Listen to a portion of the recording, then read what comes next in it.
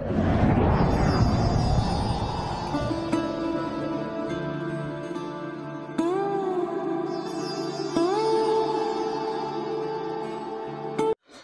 दोस्तों, मैं colonel Ajay, CO Ajay astro money guru आपसे मुखातिब होता हूं आज 2 नवंबर सन 2021। सर्वप्रथम धनतेरस के शुभ अवसर पर आप सभी को बहुत बहुत शुभकामनाएं। घर परिवार में लक्ष्मी और स्वास्थ्य का आगमन हो, ऐसी हमारी कामना है। दोस्तों, आज इस विशेष एपिसोड में हम चर्चा कर रहे हैं दलहन के ऊपर, यानी दालों के ऊपर। आप सभी को विदित है कि सरकार ने दालों पर काफ़ी कड़े कदम उठाए हैं, चाहे वो स्टॉक लिमिट लगाना हो या दालों का ज़बरदस्त इंपोर्ट करना हो। और सेबी ने तो एनसीडीएक्स पे चने के फ्यूचर यानी वायदे पर रोक भी लगा दी है। मजबूत डिमांड के बाद भी दालों के भाव नहीं बढ़ पाए। किसानों, व्यापारियों के बीच में एक डर सा बैठ गया है कि सरकार और क्या कदम उठाए।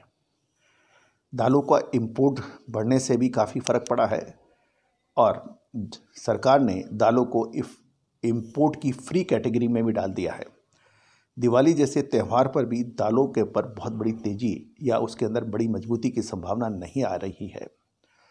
म्यांमार और मालवी के साथ दाल इंपोर्ट के लिए करार किया गया है और ये करार 5 साल के लिए उड़द और अरहर दाल के इंपोर्ट के लिए है। दालों की कीमतों पर नियंत्रण करने के लिए सरकार ने काफ़ी कड़े कदम उठाए हैं और उसका प्रयास का असर भी देखा जा रहा है। इसके अतिरिक्त सरकारी भंडारण नाफेड ने भी चने के एवं दालों का काफ़ी कुछ माल बेचा है और अरहर दाल का इंपोर्ट फाइनेंशियल ईयर 21 से अक्टूबर में लगभग 40,000 टन रहा और अरहर दाल का इंपोर्ट फाइनेंशियल ईयर 22 के अंदर लगभग अब तक 3.2 लाख टन रहा। चने एवं दालों में व्यापार कम ही देखने को मिल रहा है। उड़द दाल का इंपोर्ट फाइनेंशियल ईयर 21 के अंदर अक्टूबर में 2.220 लाख टन था। उड़द दाल का इंपोर्ट फाइनेंशियल ईयर 22 यानी 22 में अब तक 2.97 लाख टन रहा है। सरकार के फैसलों से दालों पर के कीमतों पर अभी प्रेशर है। मंडी में चने की आवक लगातार ठीक ठाक बनी हुई है। इस बार अच्छी बरसात के चलते अगली बुआई बढ़िया रहने के आसार भी हैं। दोस्तों, ये था एक आकलन, लेकिन अब आगे क्या संभावनाएं बन सकती हैं। यदि हम रबी की बिजाई का रकबा देखें तो चना का जो रकबा है वो 7.77 लाख का है, जबकि पिछले साल ये 9.36 लाख टन का था, जो लगभग 1.59 लाख का इस बार कम है। दलहन का जो रकबा है वो 12.58 से घटकर 9.7 लाख तक ही रह गया है। इस बार सरसों की बिजाई के अंदर ज़बरदस्त किसान आगे आ रहे हैं और ये 19.6 लाख से बढ़कर 24.67 लाख बढ़ चुका है। और ये भी गौरतलब है कि रबी की फसलों की में सरसों की भागीदारी लगभग 57% दर्ज हो चुकी है। दोस्तों, फाइनेंशियल एस्ट्रोलॉजी एवं फंडामेंटल एनालिसिस क्या कहते हैं? देखिए, जब स्टॉक लिमिट लगती है, सरकारी कड़े आदेश होते हैं, तो व्यापारी माल नहीं इकट्ठा कर पाता, किसानों को भाव पूरा नहीं मिल पाता, किसान भी सस्ते में माल बेचने पे मजबूर होते हैं।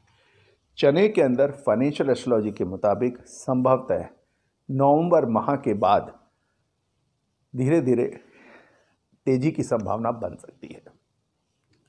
और मैं तो ये भी कहूँगा कि दिवाली के बाद धीरे धीरे चने के अंदर और दालों के अंदर के भावों में सुधार आने की पूरी संभावनाएं बन रही हैं और ये अच्छी तेजी संभवतः नवंबर या के बाद दिसंबर जनवरी में इसमें अच्छी तेजी की संभावनाएं बन सकती हैं, क्योंकि एक लेवल से अधिक नीचे जाना किसी भी कीमत पे संभव कम ही हो पाता है।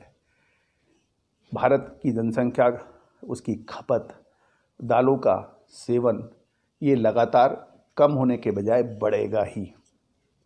नवंबर दिसंबर के अंदर जनवरी तक अच्छे शादी विवाह का सीज़न भी रहेगा, त्योहारी मांग भी रहेगी और सर्दी के मौसम के अंदर खपत भी अधिक होती है।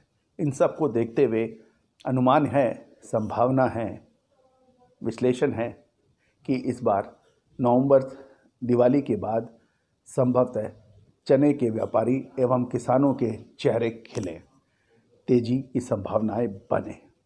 दोस्तों, आपको हमारा ये एपिसोड कैसा लगता है अपने कमेंट्स अवश्य कमेंट बॉक्स में दें और चैनल को यदि आपने अभी तक सब्सक्राइब नहीं किया है तो सब्सक्राइब अवश्य कर लें, क्योंकि सबसे पहले हम अपनी बात आप तक पहुंचा सकें नोटिफिकेशन के जरिए। All the very best. एक बार पुनः आपको दिवाली के शुभ और पावन अवसर पर बहुत बहुत शुभकामनाएं। समृद्धि, सुख, धन, संपदा, स्वास्थ्य ये सब आपके परिवार में हमेशा रहे, ऐसी हमारी परम पिता परमेश्वर से आरजू है। All the very best, good luck, happy trading.